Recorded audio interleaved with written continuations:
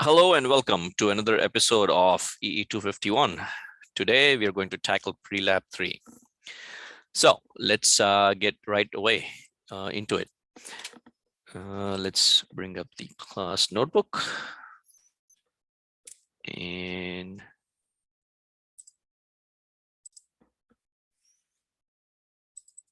there it is. All right.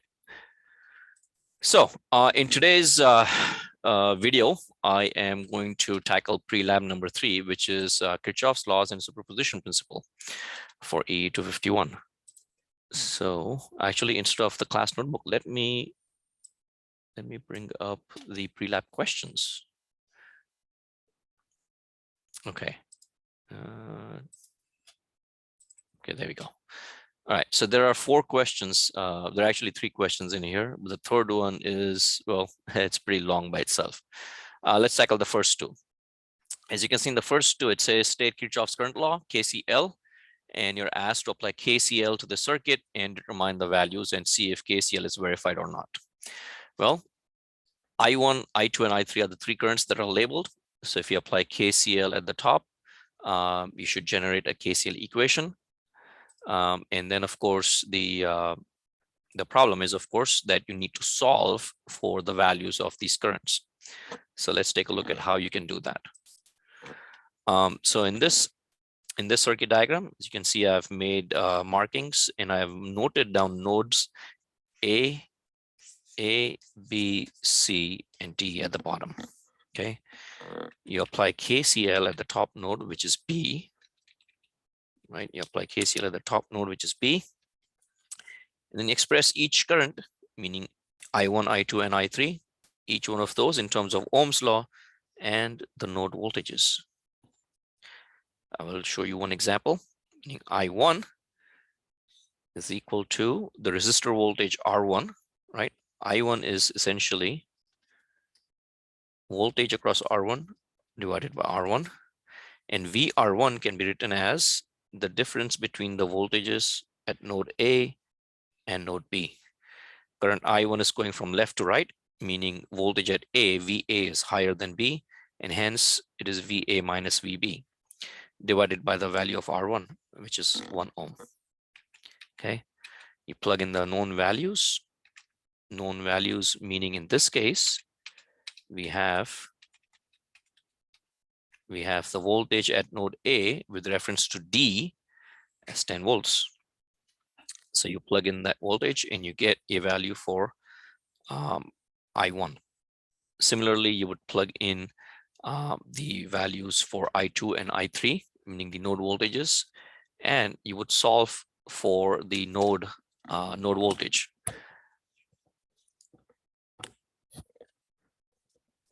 Once you have the answers from the node voltages, you can find values for I1, I2, and I3. And once you have those values, you can apply KCL and and verify that KCL works. The only unknown, as you can see in this equation, would be VB. So when you go on to R2 and R3, also the only unknown left in those equations would be VB. All right. Let's tackle the second one. The second question asks us to solve and verify for KVL. So if we take a look at the question again, we have a circuit with 4 resistors, 10 volt source, asked to state KVL and show that the circuit satisfies KVL law. And it's a rather straightforward process. You would take the circuit. I've already done I've already marked out the polarities as shown in the Prelab. You got V1, V2, V3, and V4. All you have to do is apply any analysis technique and solve for the current I or for the voltages in the resistors. You can apply voltage division or you can apply series parallel equivalence. Doesn't really matter which one you choose. Your answer should be correct with either technique. And then once you have the 4 voltages, you can sum up the voltages around this loop, and then around the outer loop. So you have 3 loops in there. Once you have the answers for all 4 voltages, just sum them all up. thus verifying KVL. Now, problem number 3. Now, the way the question is worded in the Prelab itself is not very clear. It often causes confusion. So here, let me explain what students are going to do. So recall that the lab is about KCL, Kirchhoff's laws, KVL, voltage law, current law, and superposition theorem, right? So question 3 or problem 3 deals with superposition theorem. Now, the superposition theorem basically states you take a circuit that has multiple sources. You can break it up into individual pieces, analyze each piece separately, meaning only one source active at a time, and then you solve for the total current or voltages that are present in the circuit. So question number 3 is broken up first of all into 2 parts, part 1 and part 2. So as you can see here, part 1, and then part 1 is further broken up into 3 parts, A, B, and C.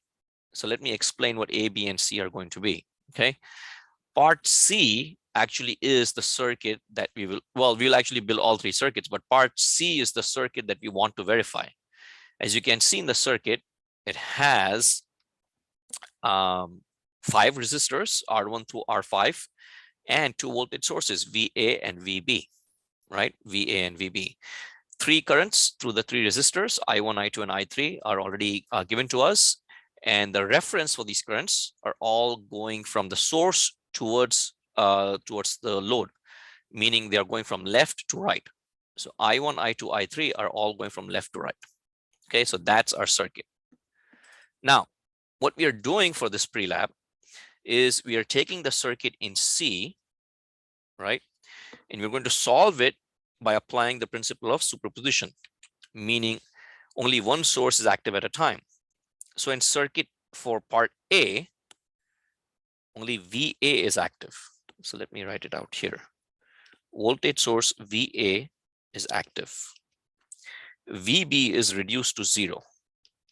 Reducing a voltage source to 0 means you replace it with a short circuit. Not the actual voltage source itself, but the place in the circuit where the voltage source is connected. You keep this point in mind when you're actually performing this experiment. Okay, wherever it says you're going to turn the source off or reduce the source to 0 and replace it with a short circuit, you're not actually replacing it with a short circuit. You're replacing the place in the circuit where it was connected with a short circuit. Okay, so here in part A, we have VA active and VB is reduced to 0. In part B, VB is active and VA is reduced to 0. We will solve for the currents I1, I2, and I3 for both A and for B. Okay, and so the subscript notation for I1, I2, and I3 becomes I1A, I2A, and I3A. Similarly, for part B, it becomes I1B, I2B, and I3B. Now, superposition, of course, states that if you take both these results from both these circuits and add them up, you should obtain the results in part C. So what are you going to do? Well, you're going to solve for I1A, I2A, I3A, and similarly for I1B, I2B, and I3B, means circuits in part A and B, by any analysis technique. Now, typically series parallel equivalent techniques would work the best because you have one circuit. Even though terminals A and B are shown here, they're just extensions of the node. Nothing else is connected at that node, A or B. And so that means there's no current can flow through those pathway, meaning you can safely ignore those terminals. So the circuit may as well look like this. Okay, may as well look like this. Does that make sense? Hope that makes sense, right? A and B can be ignored. And so you can see that if you ignore A and B, the circuit is reducible. It simply is a bunch of resistors connected in series and parallel. So you can use the series parallel equivalence technique to solve for the currents. The technique is basically where you reduce a large network of resistors down to one single resistor. And you solve for the current or the voltage in the circuit, and then expand the circuit back up and solve for all the other currents. Okay, so those are the techniques that you can use. Now, of course, you can also use mesh current analysis if you need to, if you wish, but again, why do that when you can simply reduce it down to one single resistance? Makes things easier, right? When it comes to circuit C, however, there are two sources, so you cannot solve it directly, right? By using series parallel analysis, you can use either node voltage analysis or you can use mesh current analysis. Remember, you're already using superposition right here.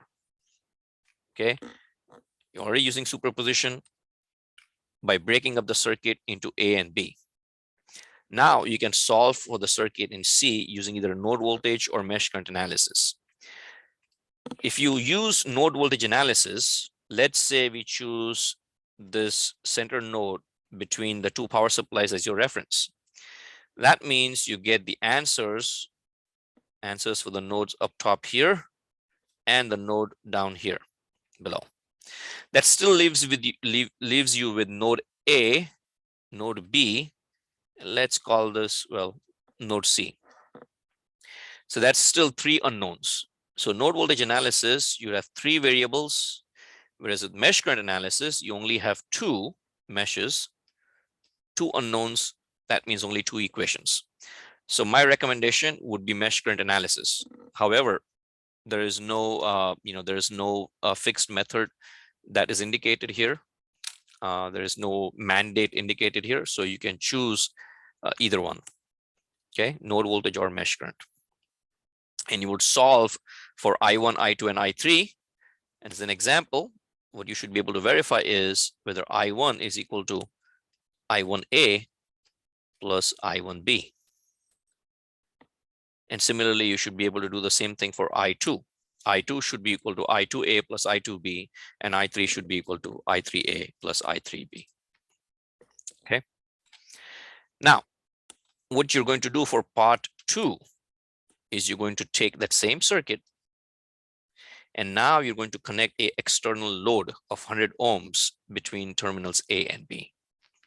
And now your circuit has changed. And what you need to do is analyze the circuit and determine I1, I2, and I3. You can choose either NVA, node voltage analysis, or mesh current analysis. Or if you want to apply superposition, that is fine. You can go ahead and do so. If you choose node voltage analysis, the number of nodes is still the same. There's three unknown quantities, and you would need three equations to solve for those. Mesh current analysis is the same. You have three unknown quantities, meaning three meshes, and you would need three equations. And superposition, of course, will require you to break it up into two different circuits and solve using the methods that you saw above. So there you have it. That's basically Prelab 3. Okay. Feel free to reach out to me if you have further questions. Feel free to reach out to your instructors if you have other questions. All right, and I will see you for Prelab 4 in the next video.